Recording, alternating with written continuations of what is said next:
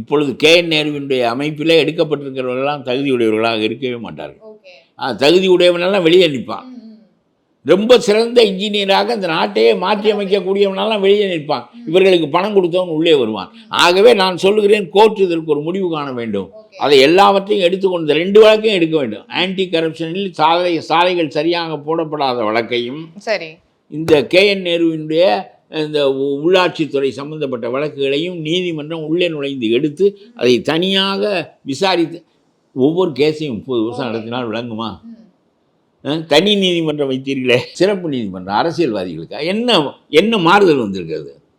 ஒரு மாறுதலும் வரவில்லை. எல்லாம் சொல்லிக்கொண்டே இருக்க வேண்டியதான். இந்த வழக்கு அடுத்த நீதிமன்றம் பொன்முடி நிறுத்தி வைப்பார் தண்டனையை. அப்புறம் உச்ச நீதிமன்றம் 11 நீதிபதியும் கூடி அந்த நீதிபதிகள் போய் விடுவார்கள். வழக்குக்கு ஆட்பட்டவனும் போய் சேர்ந்து விடுவான். கல்லறைகளில் தான் இவர்கள் மீது வழக்கு நடத்த வேண்டும். இது இந்த நாட்டினுடைய நீதி அமைப்பு முறையே சரியில்லை.